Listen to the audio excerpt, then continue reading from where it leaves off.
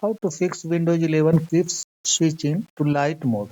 Hello friends, you might be facing dark mode or light mode problem in Windows 11 25H2 or 24H2. After switching to dark mode, Windows 11 automatically switches it to light mode after a restart of the computer. It may happen vice versa. Actually, a buggy power twice is the culprit in this case. Follow the steps to fix this problem. Launch PowerShell. Find light switch in the search box. Go to light switch. Turn off the enable light switch setting. Close the power twice and check if the dark mode or light mode switches stop. Select here dark.